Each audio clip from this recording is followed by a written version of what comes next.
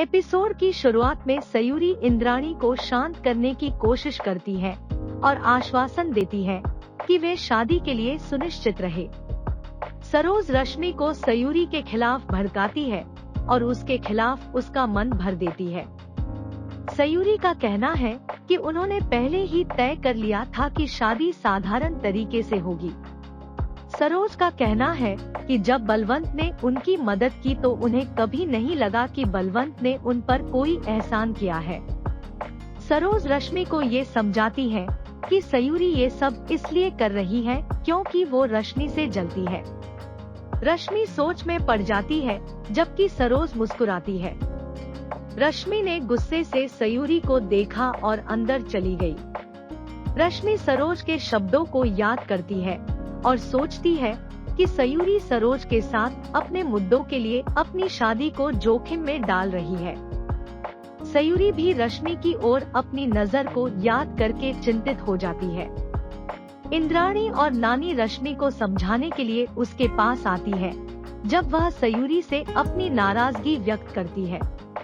वह कहती है कि उन्हें हमेशा अपने बचपन के दिनों से समझौता करना पड़ा और सयूरी के पुराने कपड़े पहनने पड़ते थे। वह कहती है कि उसे अपनी पसंद की अवसर भी नहीं मिला क्योंकि वे किताबें नहीं खरीद सकते थे। वह कहती है कि जब सयूरी जॉन में घर की जिम्मेदारी लेने गई तो उसने बच्चों की मदद के लिए उन्हें ट्यूशन दिया। वह कहती है कि उसने स्थिति को देखते हुए उसे दी गई हर चीज को स्वीकार कर लिया। वह कहती है कि पहली बार उसे बिना लड़े कुछ मिल रहा है और पूछती है कि वे इसे अपने अहंकार से क्यों खराब करेंगे। सयूरी पूछती है कि वह किसके अहंकार की बात कर रही है। कान्हा सरोज के पास आता है लेकिन सरोज सिर्फ सयूरी को ताना मारती है। वह हवेली में केवल दोनों परिवारों के साथ सगाई करने के लिए सहमत है और शादी कुछ मेहमानों के साथ होगी। कान्हा को यह बेहतर लगता है और सरोज ताना मारती है कि क्या उसकी पत्नी अब खुश होगी।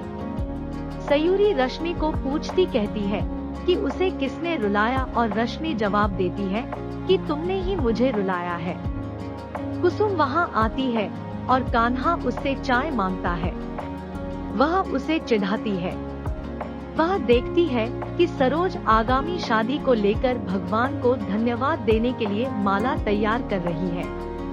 कुसुम शब्दों के पीछे छिपे अर्थ को समझ नहीं पाई। रश्मि गुस्से में सयूरी का सामना करती है और उसके अहंकार को सारी समस्याओं का कारण बताती है। कुसुम सरोज के इरादों पर आश्चर्य करती है क्योंकि रश्मि सयूरी पर उसकी खुशी को संभालने में सक्षम नहीं होने का आरोप लगाती है।